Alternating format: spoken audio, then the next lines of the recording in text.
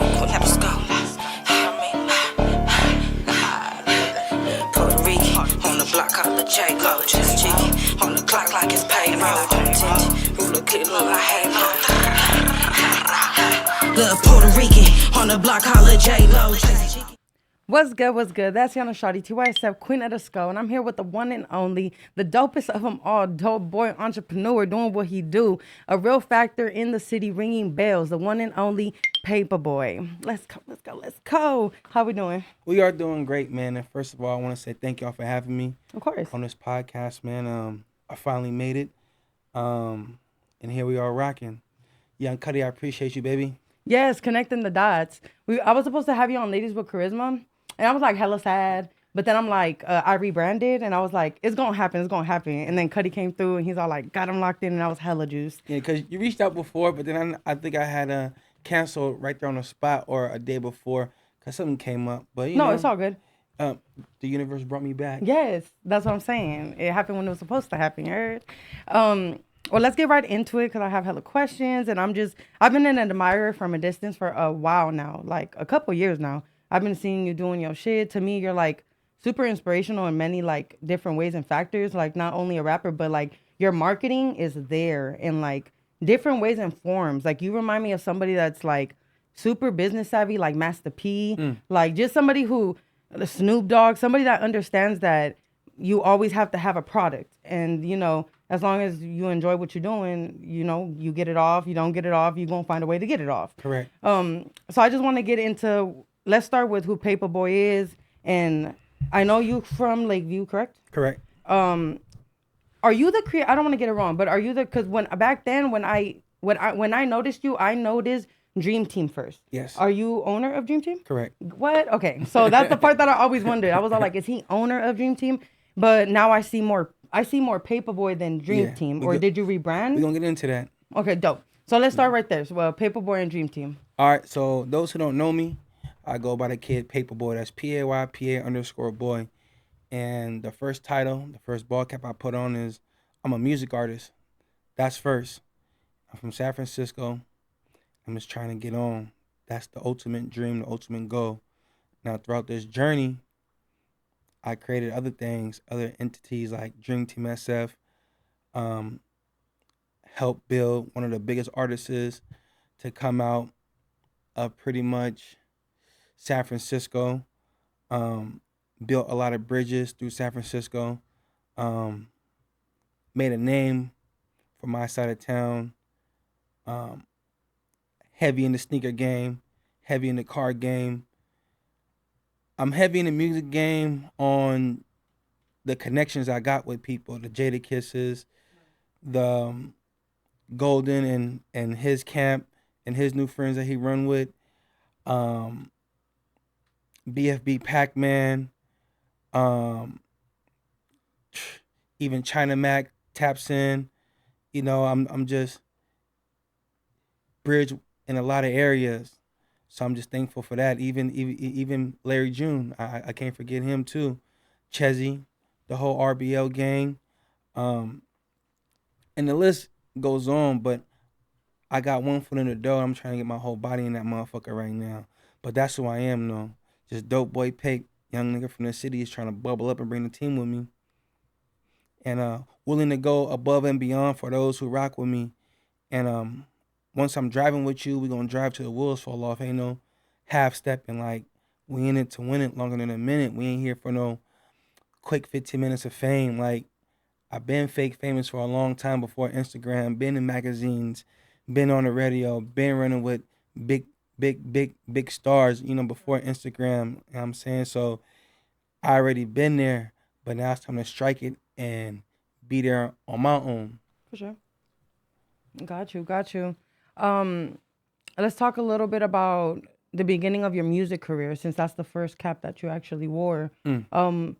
When do you feel like PAYPA Boy the rapper bubbled up? Man, I really started cooking. Like I started rapping early when I was probably like 7 on like just some old talent show type shit. Then after that, I really put my foot on the gas when I turned 18, and I really started taking this shit serious. Right after I got shot in my face, I took it serious then because I woke up the next morning and said, "Damn, if you gonna die like that, at least go out with a bang, doing something that you want to do." So I always been into fashion. That's how I cracked open my boutique shop, which is Dream Team SF. And on top of that, I had built a studio up there, and I just started cooking through that. And the main reason why I got the merch is because after I really sat down and put all my chips in one basket and said I'm gonna do this rap shit, I put myself on a little underground tour, and I went to New York City, and I just seen like this is when ASAP just emerged. I was in Harlem doing some studio work with a buddy of mine, and then I think YMC and B had came out there to perform, and then I think I ended up seeing Wiz out there, and they had their own merch, Taylor Gang, YCMB, and I was like, okay, I need my own shit. Right. So that's when I had formed this Dream Team shit. It wasn't supposed to be nothing but a pop up shop to help support my music, but it did so well. You know, first round, I kept it going, and we damn near in the game almost 15 years. Let me see, we started 2012. Shit, it's 2024 right now. That's a decade. Yeah, we like a decade in. That's crazy. Yeah, on some not accidental shit, but just like some temporary shit became a long lasting big battery pack for a lot of city cats. Cause I know what I have built inspires a lot from all angles, kids, producers, you know, people that come see me that's even like bigger than me. Oh, bro, this you? Yeah, that's me. I always wanted, well, come on, come sit down and let me help build this motherfucker for you. You know, shout out to my boy Jimmy Boy the Jeweler. Right now, I'm building a clothing brand for him, and we've been friends for almost 10 years too. You know, I had did some shit for him. He ain't know me from a can of paint, but it's just like real recognize real. Me helping this cat, him asking me for this favor, by me doing this for him, he can't hurt me. Even if he did want to burn me, nigga, it didn't matter. I'm just so real, raw, cut to the core. I take a lot of chances. Like I'm not afraid of losing, and that's what a lot of cats is. You know, that's one thing that separates me from a lot of people. They afraid to lose, so they don't really go all in. Like I'm trying to ball hard. Right. Like scary money don't make no money. For sure. You know what I'm saying? And you know, it's just that scariness will keep you over the fence. But where you want to go, it's like if you're afraid to hop the fence, you ain't gonna see how green the grass is, how fresher the water be. The ladies is prettier. You know, life is different on the other side of the fence. You know, but you never gonna know unless you make that leap. For sure. And that's what I did with this rap shit. And you know, here I am. I ain't know shit about the clothing game. Didn't know about no neck labels, no puff print, no. They even know t-shirts even weighed. I didn't know they even played by the 8-ounce, 4-ounce, 10-ounce type shit. You know, same thing with quality of the socks. Like it's all trial and error shit. Did you teach yourself all that? Had to. Gotcha. Had to. And I got these books I should have brought just to show y'all I was watching. Every mission that I took, I sketched it down in these books. Contacts for the plastic, contacts for the neck labels, contacts for the candles, the boxes. It's all in these books, man. So it's just like a big ass different Bible series of my journey. So when I pass away, y'all can just run through these books, man, and just check them out, just return them and pass it around. Cause all the game I got that built me up right here is all in them books. And I'm like on probably like my 10th, 12th one right now, That's version crazy. 12. And it's about 150 pages, all just blank white pages that I filled up with everything. That's super dope to know because I'd be like, damn, what's his blueprint? Because I'm just like, you're so good. Like, whether it's with the cars, the clothing, the music, or even just the networking, just the basic, or creating the content of showing what you're doing to your day-to-day life to be successful. I'm like, this blueprint is fucking crazy. And it's just like super dope to know that you have them, you know, you have it documented in For books. sure. A real big reason why I start documenting this shit because it's like this. The biggest thing that hold us humans back is fear, which is a taught thing. You know, the child is not afraid of the barking dog because it looks vicious. The child is scared of barking dog because the mom is cradling and yanking the child away. The child is just like, don't know no better. But when you teach it's bad, scary, ooh, ooh, ooh, you know, all that shit get pumped into you, and now you is taught to fear. I don't fear anything. I literally stood deaf right next to him and just set him down like, man, and really defeated him. Like, yeah, I ain't gonna die right now at the age of 18, bruh. I got some shit to go. And he just let me walk up out of here and said, I'm gonna see you later, Pape.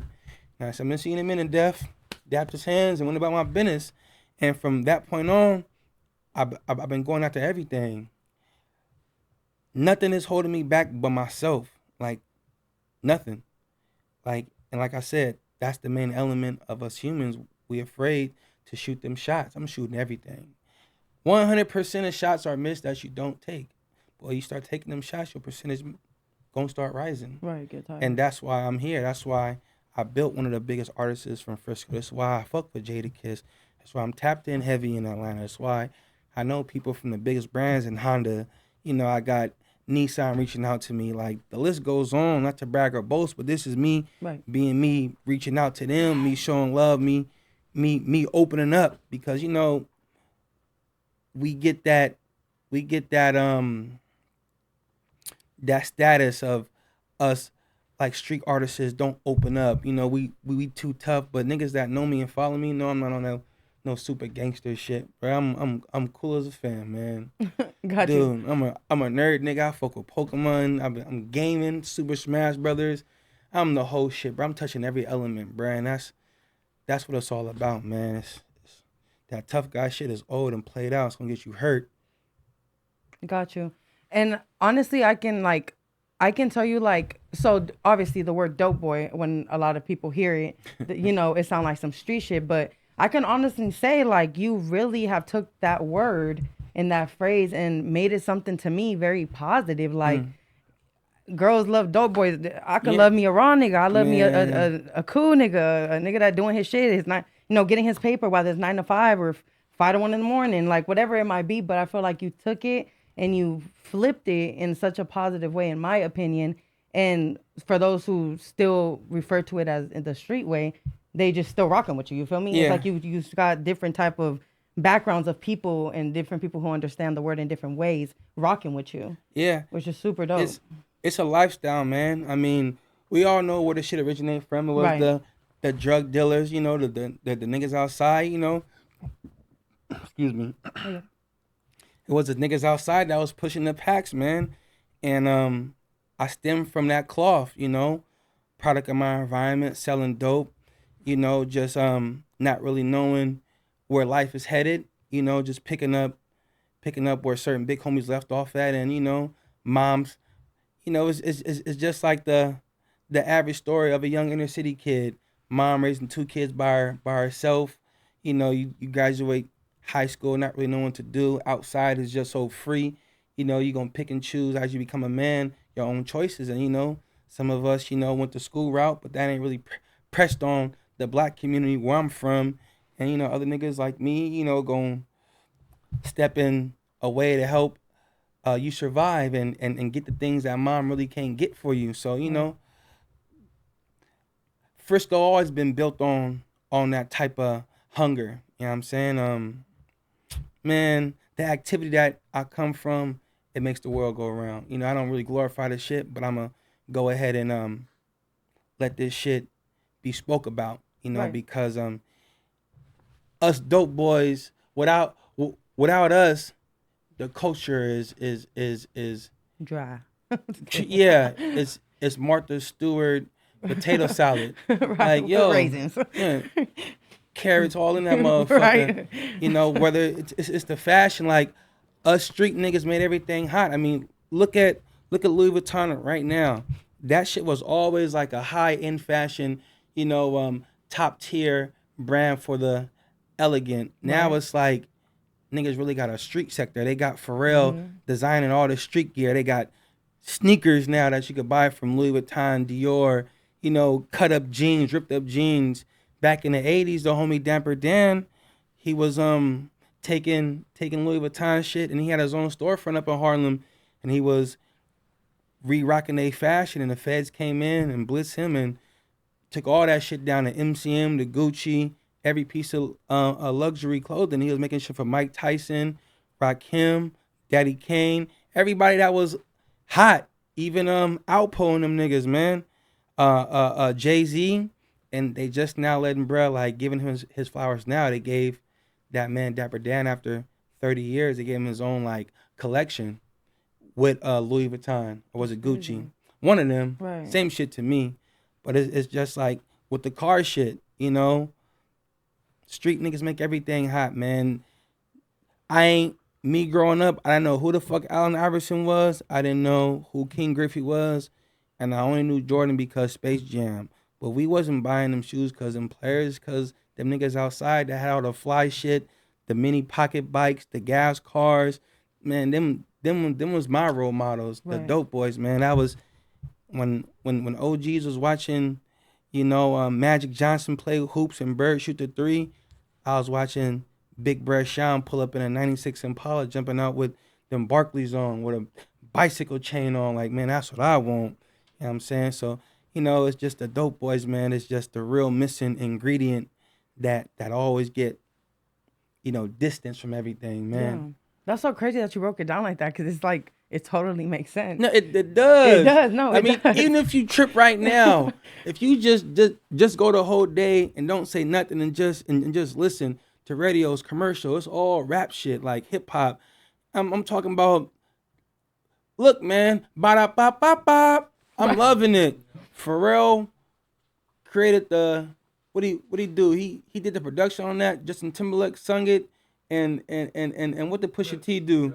Pusha T must have wrote the motherfucker. But that's all rap shit though. Right. And RB's got Pusha T pushing for them now. That made them crazy bread off the little battle. That's crazy. I'm just saying, you got these college commercials with Lil Romeo, and just everything is based on, you know, hip hop culture, man. Whether it's trying to sell you a car, a Toyota car, it's always some hip hop shit in the back, man. It's so big, man. The culture is dominating. Right. It's labeled the most influential like culture in the game, but yet we get fed like the sticks and stems, man. We don't get that right praise. Right. Correct. That is so crazy. I want to go back a little bit to the music and talk a little bit about 24K Golden. Correct. And just the part that you played. I think you played like a very huge part in his career. Were you managing him? Or I want to know the parts that you played, and what parts do you play now, and how do you feel about everything and how it's played out? I took him to a place that I ain't never been before. So when I got him to that front door and let him go on his own, it was all new to both of us. But I knew how to get from stage 1 to stage 9, but I never been to stage 10 before. Shout out to DJ Rick Lee. You know, me and him been building a relationship for almost 20 years, man. But this is like the first time that we just kind of rekindled, because, you know, he tells me a lot about this radio game, and he had gave me a lot of insight. But me introducing this kid to him before the blow up, and he understand like the groundwork I put in, the love is deep. So we definitely got a beautiful relationship. But as far as going to these music execs and actually being the one that used to sit on the couch and actually watch on TV all these music execs, for me finally shaking hands with the nigga that found R. Kelly, the nigga that signed Britney Spears and shit like that, man, it's a blessing. Right. But it started off me chasing my dream. I had got sidetracked with this clothing shit because my music wasn't really catching traction like my clothes was. So it's like I put more energy in this because I'm making money. I'm making brick money off t-shirts. I'm making 10, 20,000 off of t-shirts. I'm flipping shit left and right. So I'm kind of like, man, this shit paying me. Mm. So then when this kid walked into my life on his birthday at the age of 13, this nigga walk in and we just tied it in. He came to buy some shoes from me because my shop had opened up like down the block from his crib. And then from him just becoming inside my shop, being kind of like not I don't want to say that, him become like a everyday person, like a dream team, regular. Mm-hmm. Um, Took him under my wing. Bro used to sit here and watch me go upstairs in my studio and rap. He knew I was doing the music shit. That was the whole point of this whole build. I used to sit down and talk to these kids all the time about this shit. They used to see the videos and me do all this shit, more interviews. I was trying to really do this shit on my own. And then one day he just came to me like, "Big bro, we probably like 3 years in. Big bro, I want to rap like you. Teach me." I said, "Fuck it. Let me hear what you got." Because I had gave him one of my mixtapes to go home and listen to so he could understand the artistry of bars. Brett came back, threw Brett in the studio, and from there it's been history. Like, Brett always had a significant sound, even his choruses, Yeah, his hooks are fire. but his early days before he became pop, like on his rap shit, it was always different. Gucci Goyard Gasha, you know, he had this one record about females. Um, what the fuck was it called? My Long Chomp Shorty. I don't know what the fuck Long Chomp was with it, but that's another. Right. That's a purse. Oh, Yeah, okay. that's another like high end purse. It goes like hand in hand with like Dior and it's like a high end purse. It's like Long Chomp Shorty. I'm like, bruh, and he went to Low, so him being the character he is, he had like them real groovy white fans, so they already kind of just magnetized himself to him. He was the Right. cool black kid, Yeah. and I gave him that extra sauce that gave him the official Right. stamp he on, I like know. I was like, that nigga was paper boy. I was like, he because was young. I became the hottest thing in the city because Yeah. with this sneaker shit, oh bruh, I got all the Yeezy, oh that's Kanye nephew, and me pulling up everywhere, just showing love to everybody. Like the only way I was getting hate was from niggas that's just like, damn, Right. he cooking. Like it was never like me, I fuck that nigga bitch or I punched him up on the court. It was just like, damn, it's just like that one villain, like what he He is doing it he again. designed to hate, bro. That's the only hate I was getting. But other than that, it was too much love, bro. And I was everywhere. And for me doing that made the doors open so smooth for bro. And when he got up there, it's just like, oh, that's Pape artist. Let's give him a spin. And once they heard the spin, they just got hooked. They got hooked. They got hooked. And when bruh blew the fuck up, nigga, it was on. It was full SF support. Mm-hmm. Like, oh, that's Pape artist. That's cool. Oh, he rapping. All right, that's cool too. Oh shit, that nigga blew up. He from Frisco. That's was like our that. nigga now. Yeah. Like now we really behind him. It was Cause like ain't no that. Frisconian never took it that far. Shout out to Big Breast Selski. Shout out to Kook Nut. Every nigga that came out this motherfucker, man. Even I film on niggas like Lil Yee and Pete and they whole camp. It's like niggas be having millions of views, and same thing with Larry June and my man Chezzy, but it's like niggas ain't went major. Like the nigga got signed when he was 18 going to USC. Like big Yeah. bruh, nigga, we signed a deal with motherfucker what was it? Sony slash Columbia. And nigga, they label mates as niggas like Lil Nas X, despite whether niggas love his music or not. Right. He got another brilliant blueprint of a brilliant marketing scheme. That's the whole concept of getting in this music game, is to get this back and get the fuck up out of here. Right. You know what I'm saying? So whether they like bruh or not, bruh's is a evil villain mastermind. Right. I'm talking about Lil Nas X, but label mates, he fuck with Justin Bieber in the studio with Pharrell now. Right. It's just like niggas ain't took it that far. Yeah. Like, Why do you think that's so? Why do you think or what do you think? Yeah, why do you think that's so? Because I felt like Lil Yee and Larry June, these are all raw artists. Do you feel like it's because 24 Karat Golden had that different sound that was more attractive to a different audience? I'm gonna tell you right now, us dope boys, the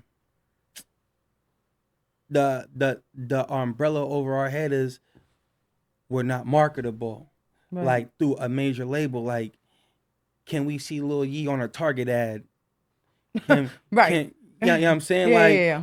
niggas gotta think like this music shit is a business, and I'm you gotta look from a real business standpoint of view. Like, how much money can I get out of a Lil Peep versus that got 40 million views on this one song, and how many views? I mean, how much money I can make off this nigga Golden that got 50 million views song? They're both neck and neck, right? But Lil Pete is on his street shit because he's a street poet and he do his street shit, and we got this nigga like Golden that's on like his college, uh, um, music for like, the others. Yeah. You know what I'm saying? They gonna fuck with bruh because now they could sell him to Target. They could sell him to, Calvin Klein ad. Like, nigga, we gonna put money behind him and we gonna get some money out of him versus Lil Pete Mike can only just do shows. Right. That's crazy how it's just harder for like hood artists to like kind of like make it in the sense of like really making it. Because I'm sure they're content with the money they're touching. I'm sure it's like, it's doing more than what it's doing for like regular folks in the city. Right. So I'm sure they're happy, but I know that they have potential to touch way more. For sure. But it's just like we're not allowed. Like when I saw, if I'm not mistaken, CMG, I'm like, damn, these are all hood artists. They I'm going on tour. We got ESG, we got Glorilla, we got Yo Gotti, we got Mozzie. That was fucking big. We got Mozzie. I'm like, finally, we kind of have like, the lane's been there. Don't get me wrong. There's many artists and hood artists that like been involved in the industry, but still, I feel like not as big as they deserve to be. And even E40, I'm all like, why isn't E40 like one of the biggest in like? I feel like his face should be up there everywhere, like everywhere. When I look at the award shows, he should be popping up on the camera just as Right. much as any other artist. Right.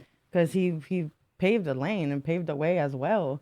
So it's just crazy how it's so hard for like other artists. Crazy story about E40, man. I love E40, man. Uncle Earl. It was no bullshit. Me and I had got invited to an E40 shoot, and at this time, Golden, no matter what, Golden always been my artist. That's what I had proclaimed to be. It's what I molded him under. That's what I had titled him before he got the deal. So Golden always been my artist, but it was on some artist shit like it ain't never gonna be no about no money shit. You paper boy artist, bruh. Like, nigga, if you go before me, like, you already know what to do, bruh. So don't even trip. So I'm everywhere I go, he coming with me, underage or not, bruh, coming with me. Right. So I'm like, bruh, get your clothes ready. I'm coming to get you. We just got invited to a E40 shoot. This was when he did the record with NBA YoungBoy, but NBA YoungBoy wasn't there. He just did his verse, and I think this record was called Out the Dirt, right? And I had my finger waves in at the time, and E40 had complimented me on my finger waves because it's such of a 80s hairdo. But You did. I remember that. You did. I just threw me back. little bro had bought a USB and a fucking sandwich bag. And when E40 was talking to me, I said, I want to introduce my artist, 40. Like, this little bro, Golden. Before it was two folds, just Golden. He had gave it to E40. He said, big bro, I just want you to listen to my music. I'm the new sound. And just like every big artist ain't really trying to hear that from no little artist. He kind of shelved little bro. And like 2 years later, he just blew the fuck up. 2 billion streams, over 100 million records sold. Then they come back on like Channel 7 News when he's like, as soon as he cracked the game open, E40 came back and it was like, yeah, I like the kid, man. And, Right. And he's doing good for San Francisco, man. I just let us see another Bay Area cat, take it here. But I don't think he remembered that though, man. That he even met him previous to that, because E40 is a busy man. I'm pretty sure a lot of cats come, with that same, shit, but we wasn't trying to get no deal from E40. We just saying, bro, spin this, Right. and then critique us. You a god in the game, regardless. Give us some type of feedback. Right. Like I said, I ain't. We at level 8 right now. We barely on level 9, and I ain't took it past 9 yet. So I'm all this shit, and I know how to get my CD to niggas' hands and shit like that. But after that, bruh, it's like, nigga, I ain't been past this level 10 door, bruh. And nigga, once that 10 door open, nigga was on and popping. I just want to highlight a little bit of like how like important it is and vital it was what you did and what you've been doing by pushing, because you were managing him practically, and like I'm telling you now, I had a couple managers and they do not do that shit. People don't even take unless you're already generating money for them and they can see the potential of you generating more money than what you're already bringing in, they do not take that extra step of bringing and calling somebody up like, hey, come through, they're doing something, have a USB. They don't do that extra step of handing it over or even trying to make that networking connection to try to help the artist go to the next level, which I get it. It is a business and an industry of money and it's money driven. But I feel like people kind of ignore the fact of like the talent, which I get it. I totally do, because talent can only do so much. And most of it is on image and like merchandise and like, are you sellable? But I think it's just really dope and really impressive that when you believed in that kid, you actually pushed that kid, and you believed so much that you were passing it on. You were passing the word. It wasn't something you just believed in your head and you just stayed stagnant. I believe in this young nigga so much. It's like only a Jedi can see another Jedi in a room. You know what I'm saying? Like, an average nigga ain't gonna be like, that girl next to blow. Like, you have to see that, like, that ism in that person. I'm around the wrong niggas. And I mean, shit.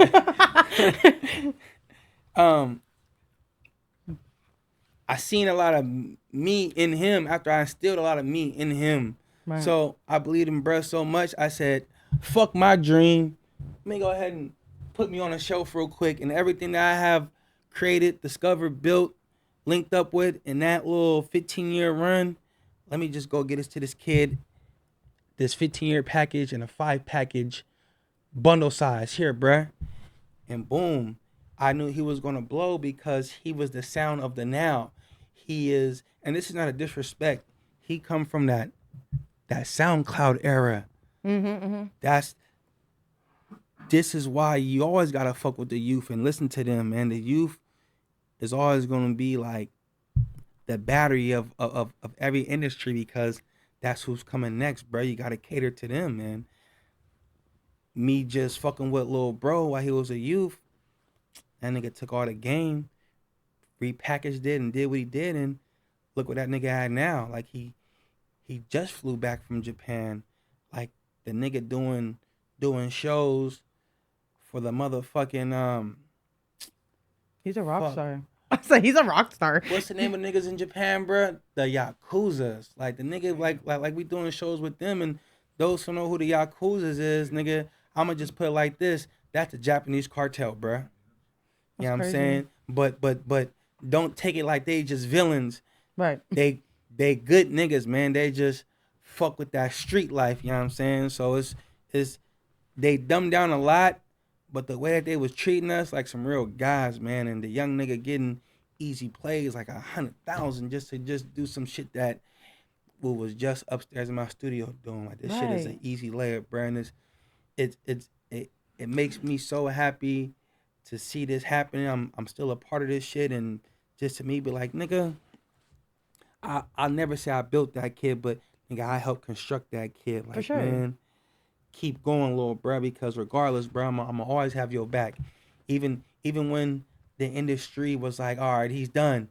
He ain't gonna win another championship like he did. Came in rookie year, won the slam dunk contest, rookie of the year, championship, and the MVP. What I mean by that, the nigga came in and had the biggest record.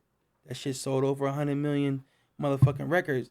They was comparing him as far as the nigga used to have 800 SoundCloud rappers to, Golden has more not SoundCloud, Spotify rap listeners.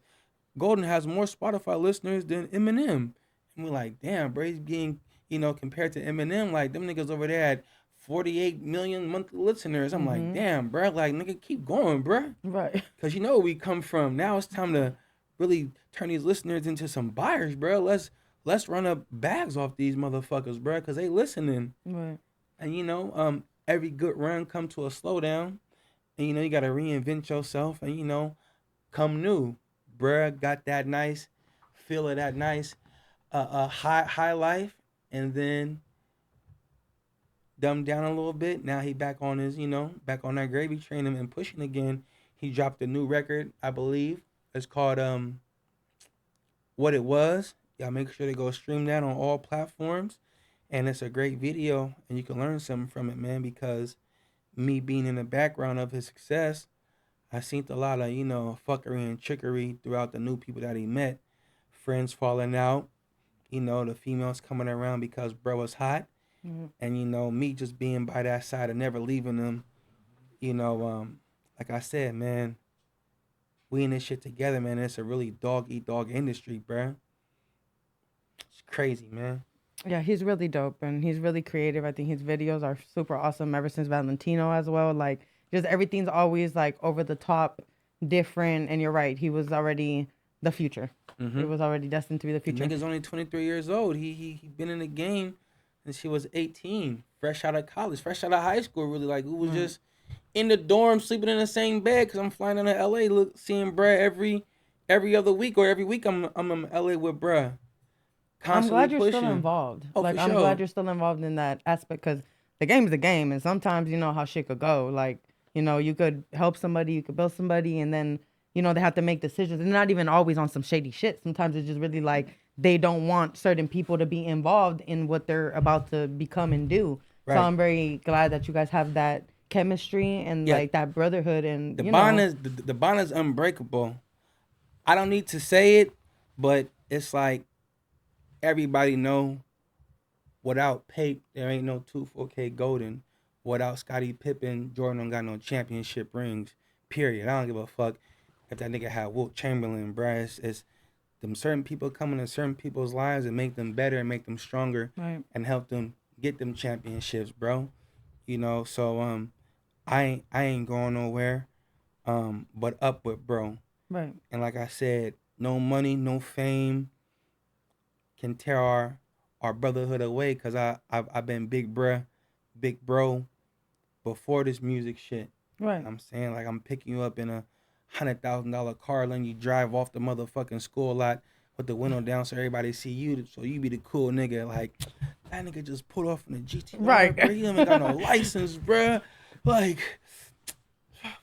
just the cool kid, because I know these blueprints. Like, I know what come with popularity, gonna bring that bag, but it's a lot of responsibility too, though. You want to be able to cope and group everybody in the room to come fuck with you, and that's what, you know, I had bruh do. Right. Well, clearly you can artist develop the fuck out of somebody. Did you ever do it again? Like, did you ever think of maybe taking an artist under your wing? Man, I done got so many calls from around the globe, man, and bruh, my nephew do this, man. I want you to hear his music, and man, I can never shelf these kids. I just tell it like it is, bruh. I mean, niggas can't just wake up one day and just rap and think like, nigga, I'm next to blow. You probably is, but it's gonna take a lot of work, man. I mean, but just with this one kid and me as my own artist, it's tough. Like, right, that's important too. You are your own artist. yeah. Yeah, that is So important too. I can't lose sight of that, man. But I always give people the game. Always tell them what they need to hear and not what they want to hear, man. I ain't gonna never call you trash or weak or phony. I'm gonna just say, look, bruh, you gotta work on your shit, bruh. Like, nigga, it's this shit is it's a real art to this shit, bruh. This shit ain't no pity pat pancake type shit, man. This shit don't come overnight, man. I done wrote in notepads over 10,000 hours. I don't even write music no more, bro. I just literally write in thin air, go in the booth, and spit a whole 48 bars, 36 bars. Like, I don't even know how this shit do no more, but I understand how Jay-Z and Wayne do, but I'm not a punching artist. I just, nigga, I sit there and do from bar 1 to bar 16, hook it, bar 16 to bar motherfucking 32, and that nigga's my witness right there. Like, nigga, It's like I'm not lying. like, God honest truth, but that's come from waking up. Like, this shit a real religion. Right. Like, I understood this shit was a religion one day when I'm on my hands and knees, like I'm praying to, like I'm a Muslim, like my religion is a Muslim, and I'm just praying on my knees like this, but really, I'm on my knees writing in my notepad, and I come up thinking, and I look around, and I said, bro, this shit really is a religion, bro.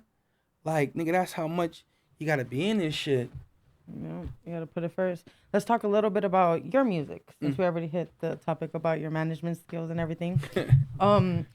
So your music, you have a lot of dope shit. I was just listening to, you have a track with 24K Golden and Larry June. Yeah. It's, I believe, all Trap niggas go to heaven. Super dope and super different, to be honest. When I didn't even know, when I played it, I didn't even know 24 was on it. But I felt like that gave it a whole different feel, like a whole different spin. And then Larry June is just Larry June, which is super dope.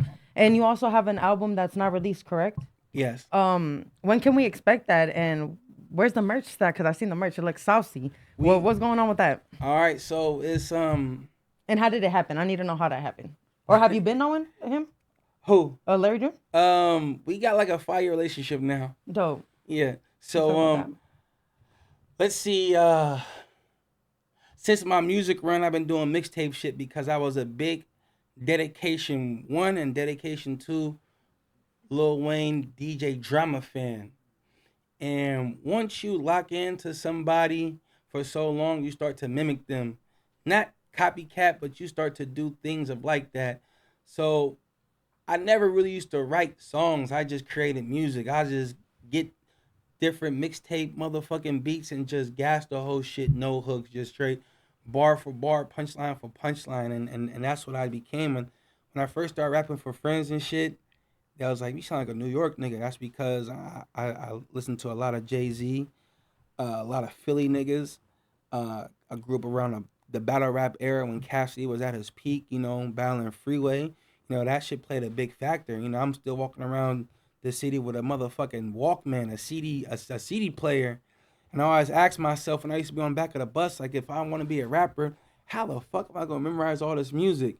But it's just a lyrical memory. It's just like the alphabet. Mm-hmm. You know, you say that shit so many times, that's just an easy layup. It's just like A, B, C, D, E, F, G, 1, 2, 3. And, you know, that's how I just became so inclined with this music shit. But once Golden like walked into my life and start making songs, I was like, man, bro, I gotta start making original shit too. So he kind of kicked me up, and I started making original music.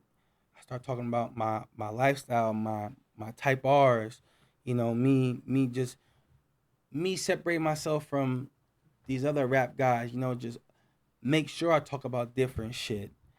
Like that's the key. When I come into something, I gotta be a different type of sauce. Like I can't be ketchup and mayonnaise. I gotta be something different. And after he had got signed, I was like, okay, if I'm gonna play this, I gotta have original music. So then after that, I just start creating hella songs, and then I start working on my album. And the album is like the lifestyle I come from, lifestyle of a dope boy, and that's pretty much my introduction of who I am, how I got here, where I'm at now, and where I'm going, and where I'm trying to go. And on that album, you could expect Larry June, Golden, and Jadakiss on there. This is my debut album. I didn't want to push it out last year because when this shit is such of a lot of heart and souls into this motherfucker. I've worked on this album for 3 years. So you don't want to just roll it out like, hey, you guys, here goes my album. Right. And that's it. You got to really pump this bitch up like it's a Super Bowl. Like you got to pump it up like it's a Royal Rumble. Like who you could expect. Like, nigga, like you got to, it's like a Mike Tyson match. It's like how they do the boxing now, though. You be at one end of the table talking shit to each other. Like, you gotta hype this shit up. So I wasn't really ready yet to put it out like, here it go. Right. I still gotta build this bitch up. and 2024 is the year we dropping. Hopefully, we could drop somewhere around March Madness, man. Always a great month of the year for me, man. Um, but it's a lot going into that. We're already on album 2, really. Um, but album 1 is gonna be big. But the way the music is rolling, you got to be real strategic with this, man, and really calculate this shit because the way the music industry is now and the way people listen to music, it's a come and go thing now. Yeah. It's just damn. So many things could be overlooked in like a second. Like you could work hard for some 5 years straight, and that shit could be overlooked so quick. Gone in 5 days. Like, then they got a great album.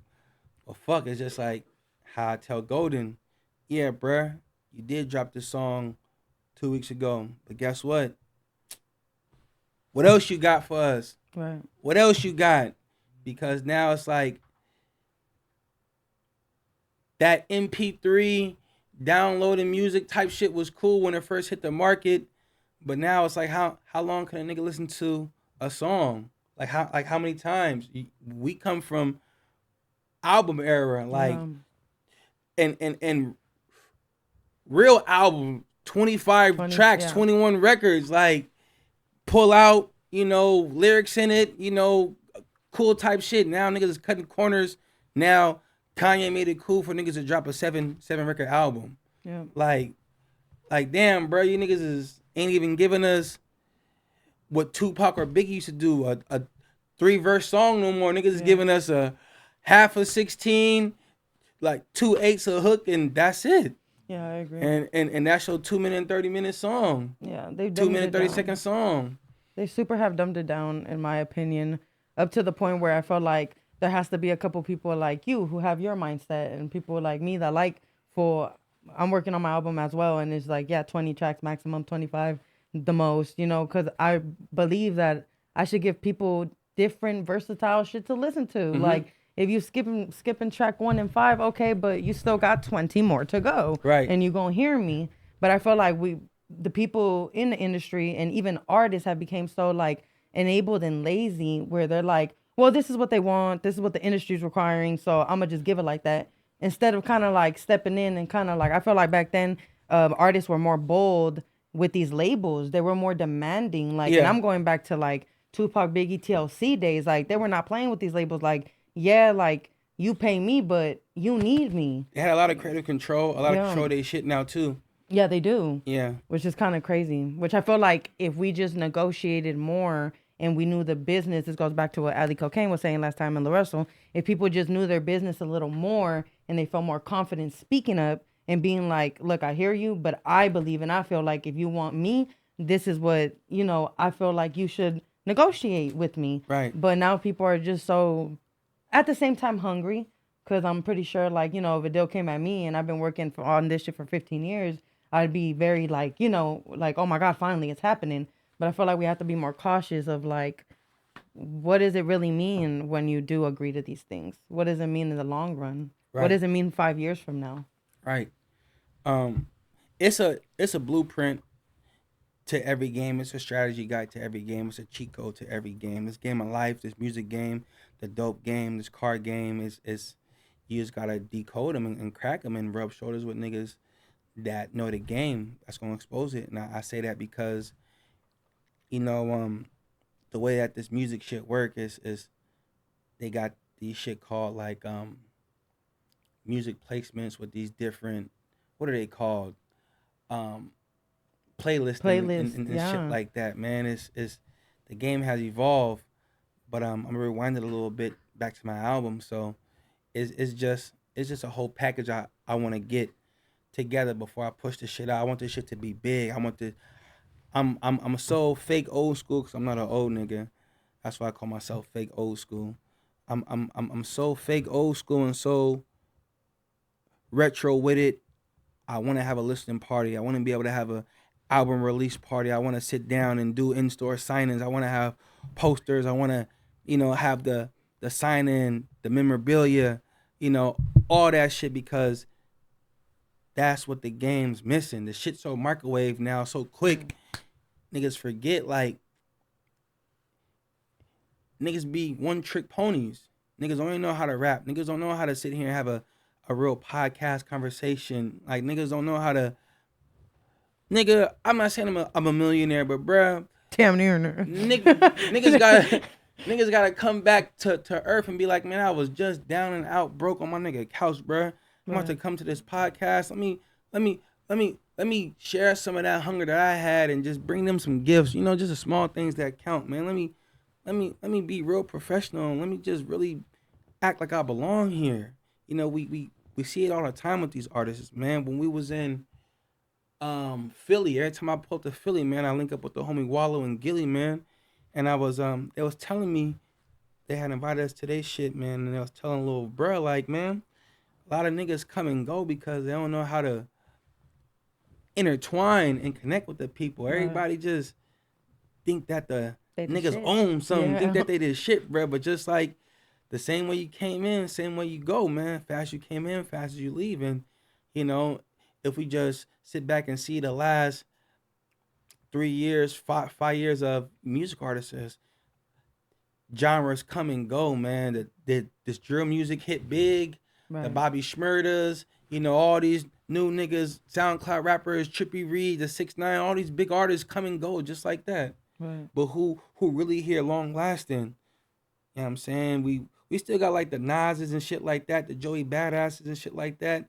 But you know, they make timeless music, man, like Jadakiss, man. They make that timeless shit. These other niggas, man, is just in it for a minute, man, and don't know how to conduct themselves. Right. They're only hot because now the only way is to beef now with niggas and just talk shit, smoking on niggas' dead homies. You know, just all the fuckery, man. Yeah. We ain't never seen no shit like that. Like what you just said, the CMG. Yeah. This shit out of hand.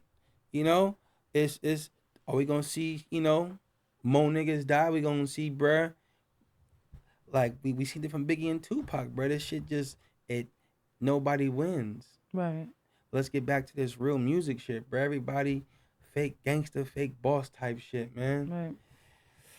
She'll write it down. That's why I'm glad my little bro chose the lane that he chose, and I got niggas that I still back with this other street music shit, but I try to tell niggas like this, bruh. How often is you gonna get the show shot at, bruh? Because niggas is on you, bruh. Goddamn. Like nigga can't. No, for real. Like once them niggas come, your bag gonna keep shrinking. I don't give a fuck how hot, nigga. You're a safety risk, bruh. I can't get you booked at places no more, bruh. You too much of a risk, bruh. You endanger niggas. You females getting shot in the shoulder and leg shot. I'm just, bruh.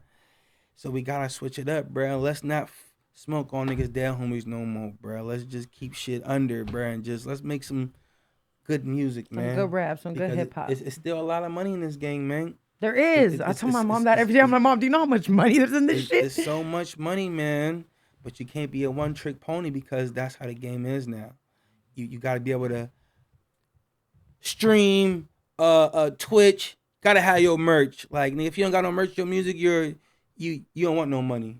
Right. Gotta fuck with the cars. Gotta fuck with the fashion, the sneakers, and anything else that the game is, you know, evolving to, man. And you just gotta. You just gotta be open to everything, bruh. And that's how you gonna win. Because if the music slow down, what else you gonna do? Right. And see, that's one thing my little bro Golden kind of came to realization. Like, man, my music slowed down, bruh, but I ain't really doing nothing else. Because he disconnected from the people that, you know, once was so intertwined with. Nigga got so high up, he kind of forgot about the people. You know, and when records start to slow up, niggas, how am I gonna get back? Come back to Big Bro, I'm gonna show you how. And now he back. Period. I like that one. That's You how need he that back. on the shirt. Come back to Big Bro. I'm gonna show you how. That's crazy. And you know, No, I for mean, real. I mean, like I said, No, but that's real because it's like that's scary. It's real and it's scary. that life will swallow you, bro. Like, yeah, that is scary. Like I can't say certain shit because it's just like we can cut the camera off and I can tell y'all, but it's just so that Hollywood life up there with the stars is evil. Like nigga is a nightmare, bro. That shit kill you if you weak hearted, bruh. Right. I done seen niggas crash out, man. I seen the niggas, man. I done seen everybody. From being on the couch watching 106 in Park, man. I seen everybody. From the Machine Gun Kellys, the motherfucking Miley Cyruses. Like, man, the list goes on, bruh. I seen it through, bruh. It's just like, you can't be weak hearted though, because that should have swallowed you whole, bruh. Right. And spit your ass out. Everybody want to get there though. No, for real. Everybody wanna I'm get still gonna there. try. I'm still gonna try it. Shit treacherous, man. But see, everybody don't got a real nigga by your side. So I know I'm the coach from the sideline, play calling. We could play the audibles. I see the blitz. I see the fake friend coming, bruh. Don't sign with him. We gotta sign with Brett. That been with us when we had nothing. Oh, you wanna sign with him? Watch what happened. Watch this. Big bro, I should have listened, bruh. Nigga played me out. I know. Right. I know. But sometimes you gotta let a nigga crash real quick. You do. Then we gotta fix the car, maybe get a new body, straighten it out, or cop a different vehicle. But you gotta let a young nigga crash out so you understand, big bro, you was right. Yeah, I know. Right. That's so crazy. Everything you're saying, I'm like, damn, that's crazy. Yeah, it's a lot when I come on these podcasts and these because you real gems. You need to just write a book. Fuck it. It's one in the works right now. I'm like on chapter 7. That's super dope. I got a lifestyle book and I got a children's book. What? That's different. That's cool. You got to. Yeah. You gotta invest in the youth, man. That's super dope. You got to. And I got a alphabet book and a 1, 2, 3 book. That's really different. Yeah, you gotta. It's a big bag in the children's industry too, man. That's super dope. And you know, you want to make shit cool. You know, it's cool shit always made you remember shit. You know, I was going to high school and middle school and it was just boring, so we can't remember shit. Like, you always remember when the shit be cool. Right. That's true. Like Don't remember going to class, but I remember getting drunk. Whatchamacallit, I wanted to talk a little bit about your love for cars. Like, that shit real. Your love for classics. Where does that stem from? I'm sure, like you said, you know, the idols that you grew up seeing and the cars you saw them hopping out of. What kept you so focused and motivated to the point where you're, like, in these cars now? Like, it's one thing to like these cars and we say, hey, I want this, and this. But to really achieve it and get it and, like, you really a fly ass nigga out here on Lakeview in this car with the gold on and just the glasses. And I'm just all like, this is just super dope. It's like a piece. And I know you, and it just threw me off because I always thought you was older, but you just a young nigga, you know. Young OG, lucky, man. yeah, young OG. Young OG. So when you said like, you know, it's just something that you're into, but you're not really that old, I'm like, damn, you're like a piece of the 80s. I'm still walking in this bitch. Like, man. So how, yeah, about the cars. How did you, you know, get into that and up to the point that you got pillows? You got pillows of the cars. I should have brought you something, but all that shit gone. I come from the greatest era where the money actually had value to it. The food actually had a significant taste to it, man. The people actually stood on morals and had a real a clear vision on life. The car industry was at its golden peak, man. I'm talking about from Chevy to GM, the Grand Nationals, to even the LT1 Meros, to even the Toyotas, Supras with the pop-out lights, the Mazda RX-7s. Never been heavy into Hondas until now, but even the Turf Hondas, the CRXs, the 89 Preludes, all that shit played a big factor in the love I got for the cars. You know, every dope boy I saw playing a black man had shit like that, man. The old schools was cool. The 6.7 Meros, the 72 Chevelles, 6.7 Mustangs, all that shit was cool. But them imports was the shit though, because they swung so cold. You know, the 300Zs by Nissan, the first generation 1978 to 85 RX-7, which was the FBs, the GSL SCs, but the GSL swung harder because it had LSD instead of You sound like a fucking posi. scientist, bro. I'm all like, this nigga give me all the codes. I'm like, damn, I'm about to Google all this. No, but that just shows the passion, the real true, like, Man, dedication to this shit. Dude, I got love for this shit, and it's a big culture, you know. every car got its own culture. You know, we got the car culture is one big family. Right. But then you break off to maybe the muscle cars and the imports and the Euros. Then once you break off to the muscle car, you break off to the Chevy Power, Pontiac Power, which is GM or Ford or Dodge. Okay, then import you fuck with Toyota, Honda, Mazda. This shit just keep trickling down. Right. It almost don't stop. And I got in the game heavy because I was trying to build my strategy to build my brand, Dream Team SF.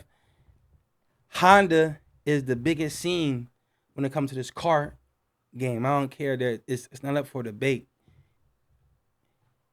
I asked my brother, how the fuck can we come in this game and blanket all these people to come fuck with us? Well, they got these car shows every year called Week Fest and different other car shows, but Week Fest is probably the biggest car show of like the import game every summer.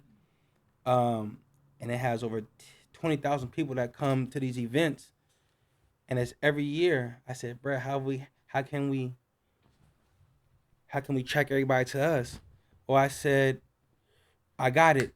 We gonna do some real mad scientist shit. We took Mazda, which is the love I got for the RX-7, the real dope boy turf car special, and we gonna take this Honda motor, which is the most biggest motherfucking car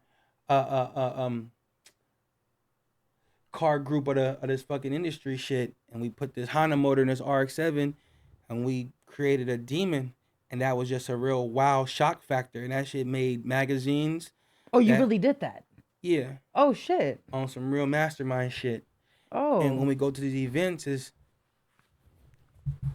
hey, what's no going right on there? Like, what the fuck going on? It's the oxymoron. It's the swimming bird and the flying fish. It don't go together. You'll never see it happening. And we did it. We was the first niggas to pioneer it. And after that, nigga, we just started cracking, snatching awards after award. Kept just smashing every online thread with Mazda, RX7Club.com, and Honda Tech. Super Street showed us a lot of love. Super Street is the biggest import magazine. We actually made that. And from there, it's just like, well, who is the guy behind it? And it's me. And what you got going? Well, it's Dream Team shit. And everybody that came up to this car handed out a flyer, gave out free T-shirts, and gave out over 1 million motherfucking Dream Team stickers. And that's what built the foundation of what we are now. So that's super crazy. Yeah. How you felt about 24 Quote making it? I'm like, yeah, he did that. He put that motor in that car. Yeah, for sure. That's super dope. That's super different. Every game has a strategy, bro, and you gotta strategize this shit. You gotta make these strategic moves, man. This shit ain't. I always apologize to the people for making this shit look easy, but this shit come from sleepless nights. I got vision boards looking like this, looking like just. This nigga's building a fucking rocket. Like, what the fuck is all this? Right. Equation and division type shit is. I gotta see it before I believe in it, bro. I gotta see the vision before this shit come alive, and that's how I treat everything. Before the album got cooked, I had to see every record one by one. I had to see me doing this shit. That's super fucking dope. These socks with the pockets in it was drawn on paper first before that shit even. Got pockets in it? Yeah. That's wild. To stash the cheese. Right no, for real. That's wild. He about to have a fucking ball with this shit. Oh, yeah. And that shit copywritten. So any nigga trying to take that as good, just we gonna split the bag, but you can have that patent. I ain't tripping. Period. The importance of business. No man lives forever, man. We can share the patent. I ain't tripping. I ain't gonna sue you, but let's break bread like Jesus said. Right. And that's super dope, too, because most people would be like, don't be using my shit. Yeah, matter of fact, somebody just bootlegged this. I swear to God, Girls Love Dope Boys. I started that. I created it. I do not own the words, but this whole design is mine. And somebody is decided to print this shit and sell this shit somewhere in Los Angeles. I want to reach out to bro, but I couldn't get his contact. But I'm, like I said, I'm a funny, cool nigga. I'm never going to rough you up like a Dame Dash or a Puff Daddy. I almost just give you a hug and just tell you keep going, bro. Because can't nobody take shit from me. Can't nobody hurt me. Like, I already been broken down to my last pieces, bro. So it's just, nigga, I applaud niggas that do shit like that because that's just showing me, nigga, I'm cooking shit.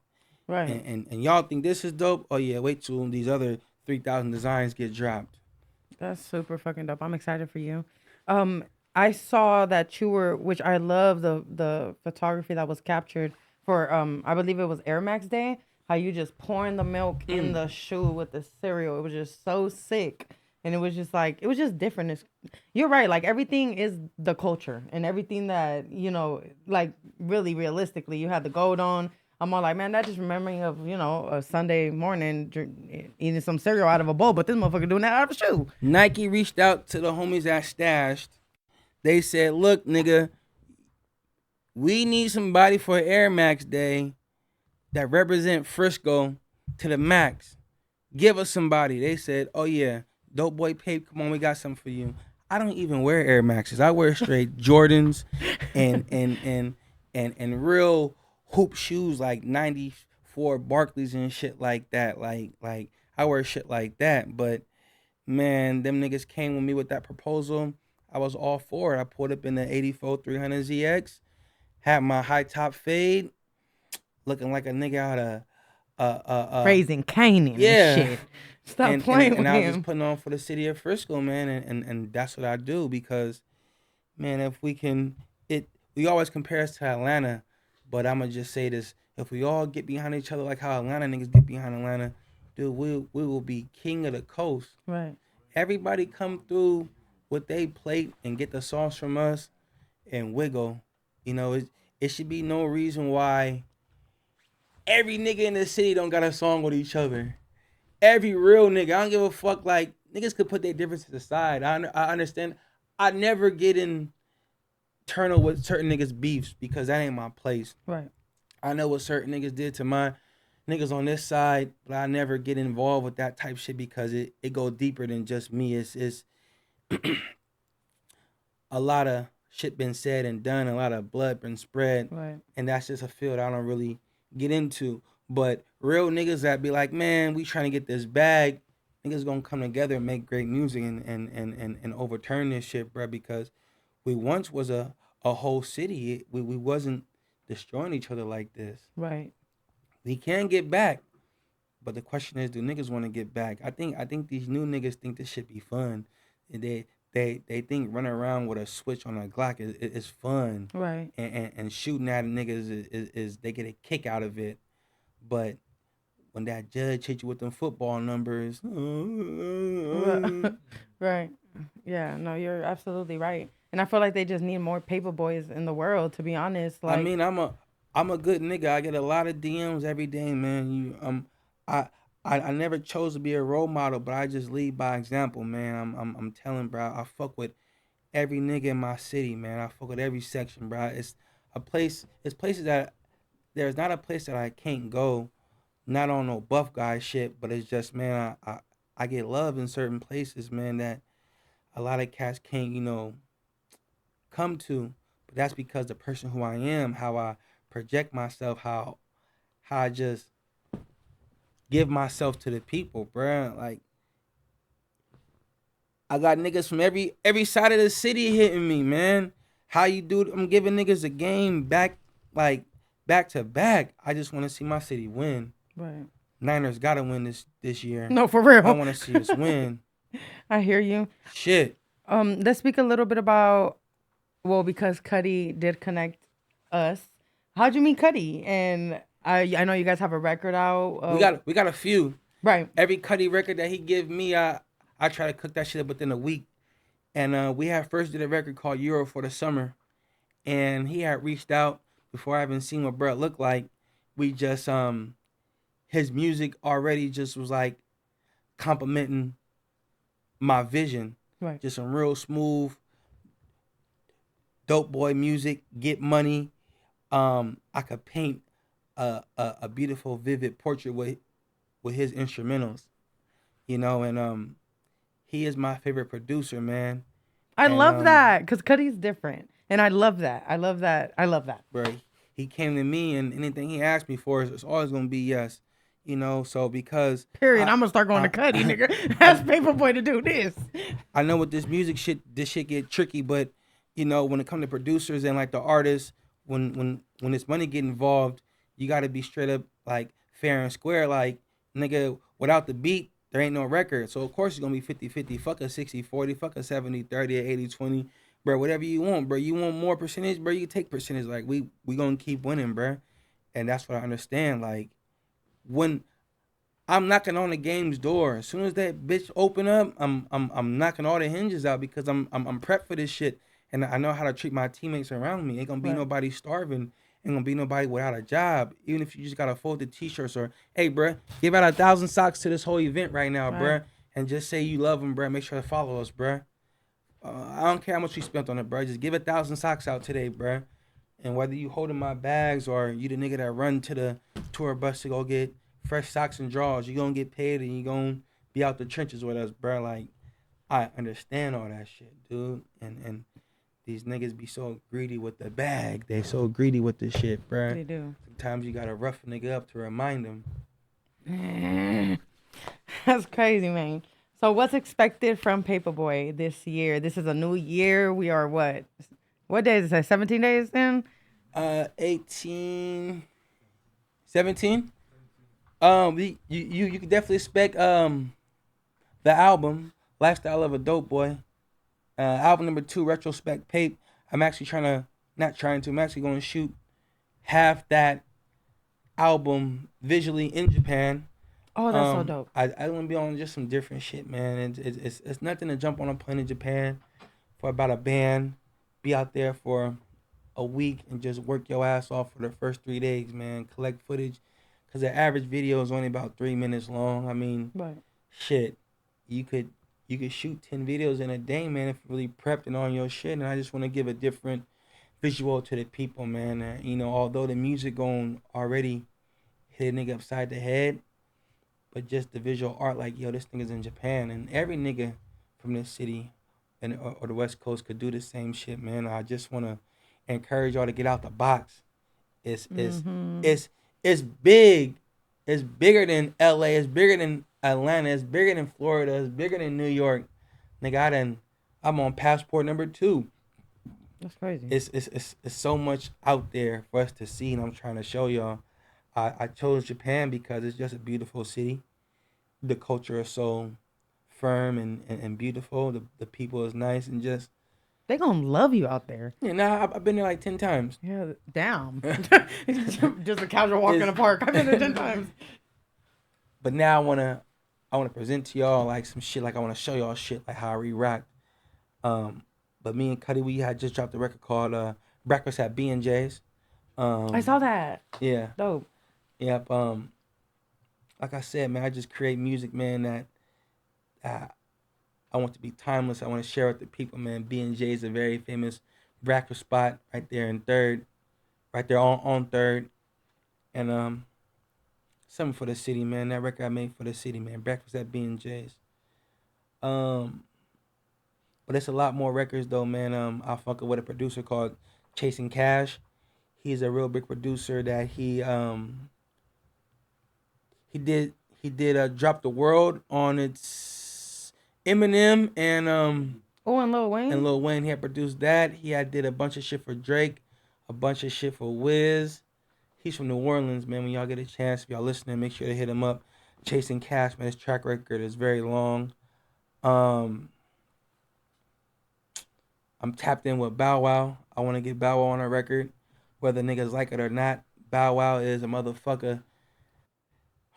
It's crazy how people walk into my life because 1 minute I'm just watching niggas, the next minute that nigga's in my backseat of my truck. I'm driving niggas around the city, bringing them to the hood. Like, yeah, Bow Wow, nigga, this how This I is be Lakeview. Yeah, it's just like, it's crazy how niggas just fall like, right. Like, how the fuck am I fucking with like, 1 week it be Bow Wow, next week is Key Glock. Like, Key Glock, how the fuck you end up in my safe? Like, all these niggas, like, if I say kill these niggas, y'all gonna die. That's like, right. Like, they're my responsibility. Like, Right. Like, you niggas is with me. Like, and I'm just like, how, bruh? But that's just how the game go. Like, certain niggas come to the city, they got link up with certain niggas, bruh. And it's not like I'm a gangster or a big threat or just some big tough nigga. It's just like, Pape is a nigga you want to fuck with because he gonna take you everywhere. He gonna show you everything. He gonna bring you to the right people, whatever you want. He got it, and that's who I really am. I'm a nigga that got everything one phone call away. We shutting stores down and y'all go crazy and just take a photo with this shop and tag him, and we shutting this restaurant down because I know the chef and the owner, and here, Wagyu steak for everybody. You know, it's that's the type of nigga I am. And when you come here, I gotta show y'all a good time because I might need y'all for something, and that's how the relationships are built. Right. That's just Crazy. I think No, we've it's highlighted a crazy. lot of the shit today that I think is super important, from like networking with your connections and like not burning that bridge and not, treating people iffy type of way. Like you could just tell off your vibe you're a genuine person, and like you said, it's not on this gangsta shit, but I feel like you genuinely have love and respect, and that's why people gravitate to you. And I feel like, yeah, if Suge Knight or you, I'm gonna tap in with you. You look like the cool nigga. You look like the. So I'm really happy for you. I'm really happy for everything you got going. I've been admiring from a distance for a very long time. A funny story. Oh, funny, embarrassing story.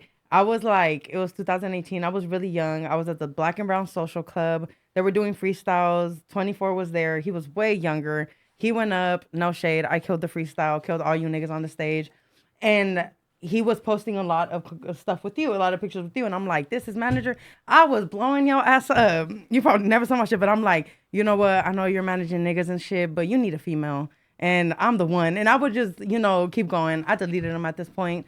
But I just felt like this is a full circle moment. Yeah. Because it's like, I like shit like that. I like 1 minute, like you said, you vision it, and the next thing you know, it's happening.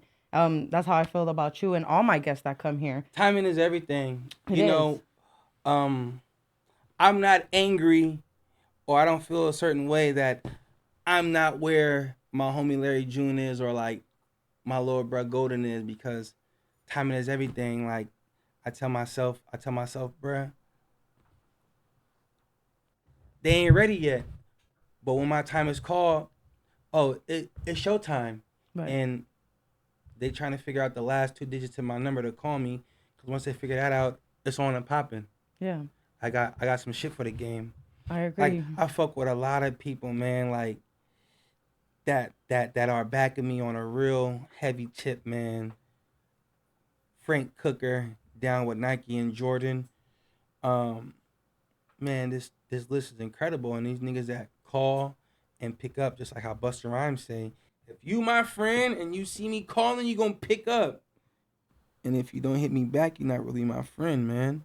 Right. And if these niggas don't pick up, they definitely call a nigga back, man.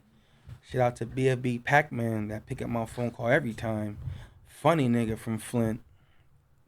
Well connected. He just know everybody, man. And now I know PAYPA Boy. What's up? Well, thank you so much for making the time. Any last words you would like to leave the people with, where they can follow you? Well, first, any inspirational last words? I love when y'all look in the camera and be like expressing yourselves and leaving them motivational words.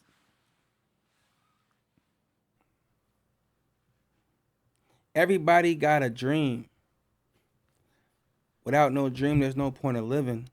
You gotta have a passion for this shit. You can't just be doing shit because it's cool. You gotta really, if you ain't ready to die for it, it ain't really for you.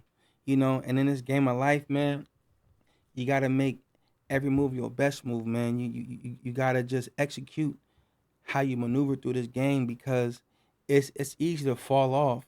And a lot of people wish they could be in my shoes and chase their dreams, but unfortunately they can't, because they have took on so much different responsibility now. It's like, yeah, I'm running free with my life, but I have sacrificed a lot to become this entrepreneur nigga that could do what I do on any given second, man. It's all in us, but like I told y'all, that fear is what hold a lot of us back, man. And if you really believe in it, just go after it, man. I always tell myself, you never know what's on the other side of the fence till you hop over it, man. Gotta take that jump. And you heard it here. What's your Instagram? My Instagram is at PAYPA_BOY on all platforms. Twitter is PAYPABOY415. Same thing with TikTok. PAYPA_BOY. Y'all hit me up anytime. Make sure to follow me on YouTube. Shout out to my favorite producer, Young Cuddy. Thank you for having me. Shout out to everybody in the Bay Area doing their thing, all the way from Lakeview to Fillmore to New York City. Everybody, you know, it's just it's our time now, man. And I always want to give everybody their flowers every time I come to these type of interviews, man. And I just want to add on, like, the city is proud of you. And even if you might not feel it here and there, or you feel like you're not there, from an outsider looking in, I've always thought you were there. I've always thought this is somebody who's made it. This is an inspiration. You just happen to be around. You happen to be someone we can casually see. Right. That doesn't make it any less than everything you've done, from the merch to the music to the cars. Like, I'm not into cars. You made me into cars. I don't even know what the cars are named, but I know I want one. Like, you know, it's just, you do a lot of shit and set trends. And it's just a big inspiration, you know. And I'm a female, and I'm just like, you know, I want to have some PAYPA BOY in me. I want to have some Master P in me, some E40 in me, some, you know, some real nigga in me.